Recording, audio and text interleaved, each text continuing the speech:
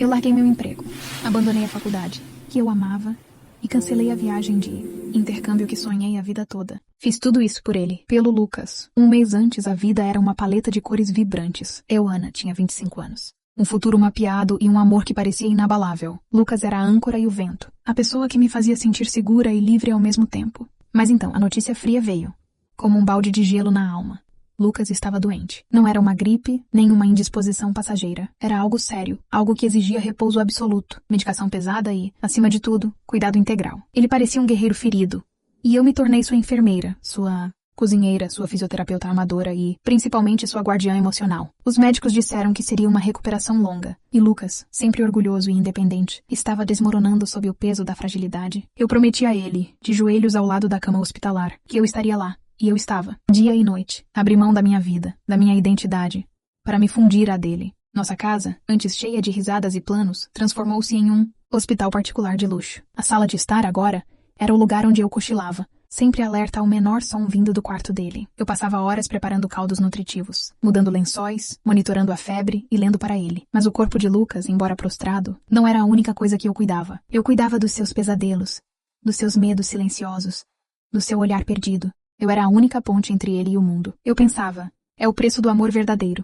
Eu o amava tanto que a dor dele era a minha, e o sacrifício era apenas um detalhe. Até que, uma tarde, enquanto arrumava a mesa de cabeceira, uma tosse violenta o fez virar de lado. Foi aí que meus olhos encontraram o canto escuro do armário. Havia uma caixa que eu nunca tinha notado, pequena, de madeira escura, e um detalhe simples, que me fez parar de respirar. Eu me sinto quase ridícula ao compartilhar isso com vocês, mas preciso que entendam o contexto completo para que o choque final faça sentido. Para quem está chegando agora, meu nome é Ana, e essa é a história de como o maior amor da minha vida se transformou no meu maior pesadelo. Eu não estou aqui para fazer drama, mas para contar a verdade, e essa verdade começou com um amor genuíno e uma dedicação que eu nunca soube que era capaz. Lucas e eu nos conhecemos na faculdade. Ele fazia engenharia, eu, relações internacionais. Éramos o típico casal que todos admiram. Cúmplices. Apaixonados, com um senso de humor compartilhado e planos grandiosos. Queríamos viajar pela Ásia, ter um cachorro grande e morar em uma casa com vista para o mar, não importa em qual país. A doença dele não apenas pausou tudo isso. Ela o aniquilou. Eu lembro da primeira vez que o vi depois do diagnóstico. Ele estava mais magro, a luz nos olhos sumindo. Mas a mão dele apertou a minha com a mesma força de sempre. Não me abandona, Ana, ele sussurrou. E eu prometi que não. Eu me tornei uma sombra dele. Mas uma sombra forte, determinada a trazê-lo de volta. Eu virei a cuidadora perfeita. Meu celular vivia no modo silencioso. Eu troquei minhas roupas da moda por moletom e chinelos. Não vi meus amigos por meses, exceto por visitas rápidas e silenciosas na sala de estar. O quarto de Lucas era meu universo. Eu conhecia o cheiro da sua medicação, o ritmo da sua respiração, cada vinco do seu lençol. Meu mundo diminuiu, mas o amor, eu acreditava, crescia exponencialmente. Eu estava no limite da exaustão física e emocional. Chorava escondida no chuveiro para que ele não me ouvisse. Mas aí eu olhava para ele tão frágil e encontrava forças para continuar. Meu propósito era claro, salvar o Lucas. Vocês provavelmente já se dedicaram a algo ou alguém com essa mesma intensidade. Mas me digam com sinceridade se vocês teriam feito o mesmo. Teriam largado tudo? Contem para mim nos comentários. De qual cidade você está assistindo a esse vídeo agora? Quero saber de onde vem essa nossa comunidade, essa nossa força. Mas voltando à história, eu estava naquele momento de exaustão, limpando a casa, quando a tosse dele me fez virar. O detalhe na caixa que eu vi por um segundo foi como um curto-circuito no meu cérebro. Não era a caixa em si, era o que estava em cima dela. Um pedaço de papel fino, dobrado. E nesse papel, uma caligrafia que não era a minha, nem a de Lucas. Uma caligrafia de mulher, com um pequeno coração desenhado ao lado do nome. Um nome que não era Ana. Naquele momento, todo o meu corpo exausto parou. O Lucas tossiu de novo, chamando minha atenção, e eu pisquei, voltando à realidade. Tudo bem, amor? Ele perguntou com a voz fraca. Tudo sim, querido. Só estou organizando aqui, respondi, minha voz um pouco mais alta do que o normal. Mas meus olhos estavam grudados naquele pequeno pedaço de papel. O que ele estava escondendo? E por que o meu instinto, o instinto da cuidadora, estava me dizendo que aquilo não tinha nada a ver com a doença? Eu respirei fundo e decidi. Naquela noite, a enfermeira ia tirar folga, e a detetive ia entrar em ação. A noite chegou, e com ela um silêncio pesado. O Lucas já estava dormindo. Eu tinha dado a ele o sedativo noturno e, com o cansaço do dia, ele apagou rapidamente. Eu me arrastei para a sala de estar, mas não para dormir. Fiquei deitada no sofá, olhando para o teto, contando os minutos. Às 3h37, levantei. Meus pés descalços mal faziam barulho no piso de madeira. Eu andei até a porta do quarto dele e hesitei. Invadir a privacidade de alguém que eu amava, especialmente alguém que estava doente, parecia uma traição. Mas o medo era maior. O medo de ter trocado minha vida por uma mentira era uma dor mais aguda do que a exaustão. Girei a maçaneta lentamente. A luz da lua que entrava pela janela era suficiente para iluminar o quarto. Eu me aproximei da cama. Lucas estava deitado de barriga para cima, respirando profundamente. Parecia um anjo, mas a imagem do pequeno coração no papel queimava na minha memória. Fui direto para o armário. A caixa de madeira estava exatamente onde a vi. Peguei-a. Era surpreendentemente pesada. Meu coração batia no ritmo de um tambor descontrolado no peito. Tive que usar as 2 mãos para abri-la. Dentro não havia medicamentos, nem cartas de amor antigas. O conteúdo era um quebra-cabeça bizarro. Havia um maço de notas, dinheiro vivo que parecia ter saído de um filme policial, pelo menos uns 10 mil reais, dobrados e presos com um elástico. Mas não era só isso. Havia um passaporte. Não o passaporte de Lucas, que eu tinha guardado na gaveta de documentos. Esse era novo, com uma foto dele, mas com o nome de Marcos Silva. Olhei a data de emissão. Era de 6 meses atrás, depois de ele supostamente ter ficado doente. A foto dele estava ali, mas ele estava sorrindo, com uma barba rala, e parecia saudável. Não o homem definhando que eu estava cuidando. Minhas mãos tremeram. Debaixo do passaporte falso, encontrei o que me fez cair de joelhos. Era um envelope. Dentro, fotos de Lucas, mas não comigo. Ele estava em uma praia paradisíaca, rindo com uma mulher loira, de óculos escuros, que tinha a mesma caligrafia do bilhete, a mulher do coraçãozinho. Em uma das fotos os dois estavam brindando, e atrás deles havia um painel com a inscrição Feliz. Aniversário Marcos. O aniversário de Lucas, se fosse ele, teria sido há 2 meses. Ele passou a data deitado na cama, em agonia. Eu soltei um gemido baixo. Não era raiva, era incredulidade. O Lucas que eu amava era um mentiroso. Um traidor. Mas o Lucas doente, o que dependia de mim para tudo. Como ele tinha conseguido fazer isso? A doença era real ou eu estava sendo manipulada desde o início?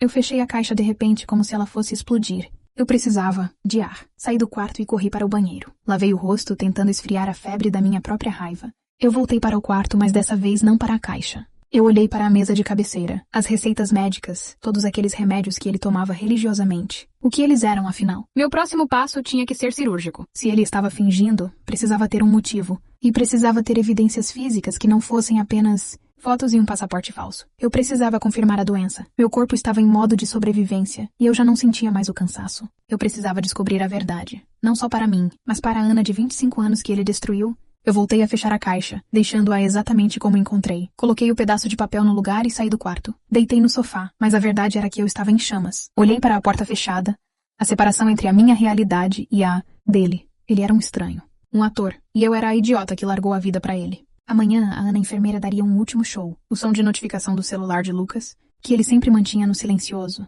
tocou no quarto. Não era um despertador, era o som de uma mensagem de texto. Alto e claro, quebrando o silêncio da noite, vindo de uma fonte que ele não deveria ter acesso, debaixo do travesseiro. O toque foi um ping discreto, mas no silêncio da noite soou como um tiro. Eu congelei. Meus olhos fixaram a porta do quarto. Aquele celular era um fantasma. Lucas tinha o celular principal dele, o que eu guardava junto com a carteira, desligado na gaveta da sala, como parte de seu isolamento. Ele dizia que o contato com o mundo externo o cansava. Aquele ping vinha da cama. Eu me levantei e voltei ao quarto, movida por uma fúria fria. Lucas estava imóvel. O telefone estava realmente debaixo do travesseiro. Eu tirei o aparelho com delicadeza, como se estivesse desarmando uma bomba. Era um celular pré-pago, velho e simples, que ele devia ter comprado escondido. A tela acendeu. A mensagem mais recente dizia: "O show está quase no fim. Não se preocupe, Marcos. Ela é a prova perfeita. O dinheiro está na conta que combinamos. Oh, Shell." O passaporte falso e a amante na praia ganharam um novo e macabro significado. Não era só traição, era um plano. Eu não estava apenas cuidando dele, eu estava sendo usada. Senti um nó na garganta, mas não chorei. A raiva era um escudo melhor que a tristeza. Comecei a rolar as mensagens. Havia conversas de meses, com o mesmo número sobre progressos, sintomas e o momento certo. A pessoa do outro lado não parecia ser a loira da foto, mas sim um cúmplice, alguém que o ajudava a manter a farsa.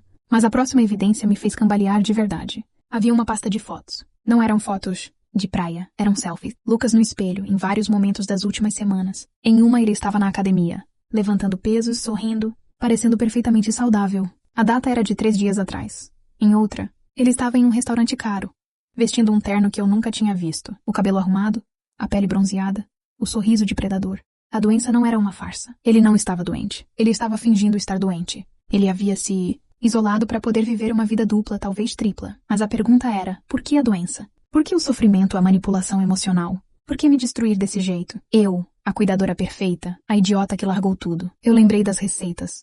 Peguei a caixa de remédios na mesa de cabeceira. Eram 5 caixas diferentes. Abri cada uma, examinando os rótulos, um por um. Eram vitaminas, suplementos caros. E em uma das caixas um sedativo forte, do qual ele tomava uma dose generosa todas as noites, alegando que precisava de ajuda para dormir por causa das dores. Era o mesmo sedativo que o deixava imóvel, permitindo que ele saísse e voltasse sem que eu percebesse. Ele não estava se curando. Ele estava se dopando para manter a encenação. Lá estava eu, no quarto do meu noivo doente, com o coração quebrado, um passaporte falso nas mãos, fotos dele na academia e um celular pré-pago cheio de provas. A dor da traição era profunda, mas a clareza era um alívio. Eu não estava louca, e ele não era um coitado. Ele era um monstro, um sociopata que usou meu amor como combustível para algum esquema bizarro de dinheiro e vida dupla. A frase "o show está quase no fim" ecoou na minha cabeça. Ele estava planejando me deixar. Eu limpei as lágrimas teimosas. Se o show estava no fim, eu seria a roteirista do final. A Ana que ele conhecia, a enfermeira subserviente, estava morta. Eu precisava de justiça. Eu precisava de uma gravação. Peguei meu celular e comecei a filmar o conteúdo da caixa. O celular pré-pago, as mensagens, as fotos, cópia de segurança feita. Meu plano tinha que ser perfeito. Eu precisava fazê-lo confessar, de alguma forma, o motivo por trás de toda a encenação. Mas eu não podia ser a Ana furiosa. Eu precisava ser a Ana compreensiva, a vítima chocada, a pessoa que ele achava que estava prestes a abandonar. Fiz uma ligação rápida. Preciso de um favor, amanhã. Me encontre em 1 hora e não conte a ninguém. Meu plano estava em movimento. Eu estava prestes a virar o jogo, mas eu ainda precisava de uma informação. O que a prova perfeita significava? E por que o dinheiro estava sendo transferido para ele? O dia amanheceu, e a casa estava carregada com uma tensão invisível. Lucas acordou mais tarde, como de costume. E eu fiz o café da manhã como sempre. Aveia com frutas e os remédios. Eu estava atuando, e devo dizer que a performance de uma mulher com o coração em pedaços é assustadoramente convincente. Dormi bem, amor, ele disse com um sorriso fraco. Esses comprimidos me deixam um pouco grogue. É o que eles devem fazer, querido. Você precisa descansar para melhorar, eu respondi, com um tom de voz doce que me deu náuseas. Eu precisava de tempo. Depois do café, inventei uma desculpa. Liguei para a doutora Helena. Ela disse que quer que eu vá pegar umas injeções especiais para você. É uma nova fase do tratamento. Eu preciso ir à clínica. Os olhos de Lucas se arregalaram. Não por preocupação, mas por pânico. Injeções? Mas o Dr. Carlos não tinha dito... Não, foi um novo parecer. Ela disse que é urgente e que eu preciso ir sozinha, para ela me explicar como aplicar. Ele hesitou. O medo de ser pego parecia maior do que a dor do tratamento. Tudo bem, Ana, mas não demore. Eu não gosto de ficar sozinho. Eu voltarei o mais rápido possível. Prometi, dando-lhe um beijo na testa. O beijo foi como o selo de uma traição. Assim que a porta se fechou, eu não fui à clínica. Fui ao encontro da minha amiga, Carol. Ela é advogada, e a única pessoa em quem eu confiava o suficiente para essa missão. Em 45 minutos eu contei toda a história, mostrando as evidências no meu celular. Carol, uma mulher fria e pragmática, olhou para as fotos de Lucas na praia e na academia com uma expressão de total repulsa. Ana, isso não é traição. Isso é fraude, manipulação emocional e, possivelmente, parte de um esquema financeiro maior, ela disse, categoricamente. A prova perfeita que eles mencionaram é você. A cuidadora perfeita. A vítima que atesta o estado de saúde dele para quem quer que seja o beneficiário desse show. Fizemos um plano. Eu precisava de uma confissão gravada e legalmente utilizável. E precisava da ajuda de Carol para decifrar a papelada dele. Voltamos para casa. E Carol se escondeu no quarto de hóspedes, pronta para entrar em ação se algo desse errado. Eu coloquei um pequeno gravador de voz escondido no meu sutiã. Um truque que Carol me ensinou. Entrei no quarto de Lucas.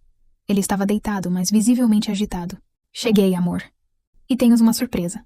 Ele franziu a testa. Que surpresa, Ana? Não gosto de surpresas quando estou doente. Eu me sentei na beirada da cama, o gravador ligado, minha voz suave. Eu te amo, Lucas. E o que eu fiz por você eu faria de novo. Mas o amor exige confiança. E eu preciso que você me conte o que está acontecendo. Eu peguei a caixa de madeira e coloquei-a na cama. Ele perdeu toda a cor. O rosto dele, antes pálido, ficou cinzento. O que é isso, Ana? Eu não sei do que você está falando. Eu sei sobre Marcos Silva. Eu sei sobre a praia, o dinheiro. E eu sei que você foi para uma academia 3 dias atrás. Eu sei que os seus remédios são vitaminas. O show, Lucas, acabou. O silêncio era ensurdecedor. O Lucas doente sumiu. Ele se levantou de repente, com uma força que eu nunca tinha visto. Você estava me espionando? Eu estava te amando. E você me usou. O que é essa farsa? Por que você me fez largar tudo? Ele começou a rir. Uma risada fria, cruel e irreconhecível. O monstro havia saído da jaula. Você é patética, Ana. Tão fácil de manipular. Você largou tudo? Eu pedi? Não. Você se ofereceu. Você é a prova de que eu estava doente quando precisava estar. E funcionou. O dinheiro está na conta. Que dinheiro? O que você está escondendo? Um seguro. Uma grande apólice. Eu precisava de uma doença crônica e de uma cuidadora abnegada para atestar meu sofrimento por alguns meses. Em breve eu iria embora, com a sua dedicação. Como prova, o pagamento seria liberado para minha família. Que na verdade sou eu. Eu desapareceria como Marcos com a grana e a loira. E você ficaria aqui, como a viúva sofredora. Perfeito, não é? Senti um arrepio na espinha. Não era só dinheiro. Ele estava planejando a própria morte legal. Eu olhei para ele, o homem que eu amei. O homem que fingiu estar morrendo para me usar como uma testemunha forçada em um golpe de seguro de vida. E eu, Lucas. E a minha vida que você destruiu? Você? Você pode chorar nos ombros da sua família, a heroína. Pensei que você fosse mais esperta. Ana. Mas você sempre foi previsível. E agora você vai me devolver essa caixa. Vai desligar esse gravador. Estúpido, e vai dizer a todos que o tratamento não está funcionando. Eu não ousei piscar. Eu tinha a confissão, a prova do plano nefasto. Mas a última peça ainda faltava. O que aconteceria se ele percebesse que a Carol estava no outro quarto e que a minha saída não era uma ida à clínica, mas uma ida à polícia? A atmosfera no quarto estava densa, quase sufocante. Lucas, agora em pé, era a imagem da saúde e da maldade. O homem doente tinha desaparecido. Ele estava a um passo de mim, os olhos frios. O tom ameaçador dele cortou o ar. Me devolve a caixa, Ana. E o seu celular? Agora. Eu mantive a calma. A voz dele estava gravada. A confissão era clara. Meu papel agora era ganhar tempo e garantir a minha segurança. Eu precisava garantir que ele não tocasse no meu celular, que tinha as evidências digitais. Você não pode fazer isso, Lucas. Não depois de tudo. Eu vou à polícia e você sabe disso. Ele riu, um som seco e assustador. Você não vai a lugar nenhum. Ana, eu sei que você é esperta, mas eu sou esperto de verdade. Você acha que eu confiei em você com a minha vida e com um esquema de seguro de milhões? Eu sempre soube que você era o elo fraco. Você vai pra polícia e vai dizer o quê? Que seu noivo doente que você largou é um golpista? Eles vão rir de você. E quem vai acreditar? A mulher que abandona o noivo em seu leito de morte? Eu tenho os médicos, os papéis, a história perfeita. Mas eu tenho a confissão, eu disse, levantando a voz, apontando para o meu sutiã, onde o gravador estava. Eu gravei tudo. Você admitiu que é uma fraude. A expressão dele mudou de escárnio para fúria pura. Ele avançou, e eu recuei instintivamente. Sua cadela? Você não vai estragar isso. Você não vai me arruinar. Ele tentou pegar meu braço, mas eu o desviei. Foi nesse momento que a porta do quarto de hóspedes se abriu. Carol apareceu com o celular na mão, filmando a cena. A minha advogada, a minha arma secreta. Pode parar por aí, Marcos, Carol disse, com uma voz de autoridade que fez Lucas congelar. Tudo o que você acabou de fazer está sendo gravado, tanto o áudio quanto o vídeo. E eu sou advogada. O seu esquema perfeito acaba aqui. Lucas estava em choque. Ele olhou para mim, depois para Carol, depois para a caixa aberta na cama. A fúria dele se transformou em desespero e um pânico primitivo. Ele sabia que estava acabado. O ator não tinha mais palco. E o vilão tinha sido pego em flagrante. Ele correu para a janela procurando uma rota de fuga. Eu vou sair daqui, ele gritou. Não vai, eu disse. Eu estava chorando agora, mas não de tristeza, de alívio e raiva contida. Eu liguei para a polícia antes de Carol entrar. Eles estão a caminho. O seu show acabou de receber o grande finale. Ele parou na janela, olhando para a rua. Ele podia ouvir as sirenes ao longe. Ele não olhou para mim. Ele olhou para a caixa de dinheiro e para o passaporte falso. O sonho dele estava escorrendo pelos dedos. Ele foi pego. Não pela polícia, mas pelo seu próprio ego e pela sua crença de que eu, a patética cuidadora, nunca desconfiaria. Quando os policiais entraram no quarto, encontraram Lucas, o falso doente, escorado na janela. O alívio em meu peito era físico. As provas estavam ali. A confissão gravada, o celular pré-pago, o passaporte falso e o testemunho de uma advogada.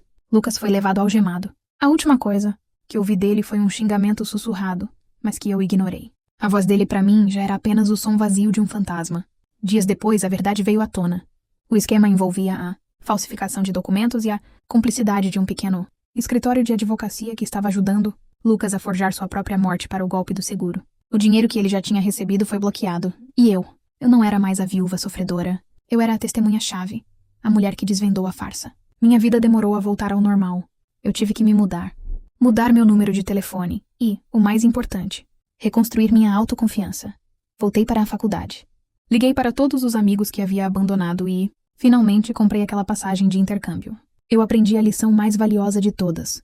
O amor não exige sacrifício cego. Exige respeito, verdade e, acima de tudo, autovalorização. E se você gostou dessa história, se ela te fez pensar 2 vezes antes de se sacrificar por alguém, eu quero te fazer um último pedido. Compartilhe esse vídeo. Mande para aquela sua amiga que está vivendo um relacionamento difícil. Porque a luz da verdade, mesmo que demore, sempre quebra a mais profunda das mentiras. Mas me diga, o que você teria feito assim que descobrisse? A farsa? E qual foi o golpe mais inacreditável que você já ouviu? Comente abaixo. E quem sabe a sua história não vira o meu próximo roteiro.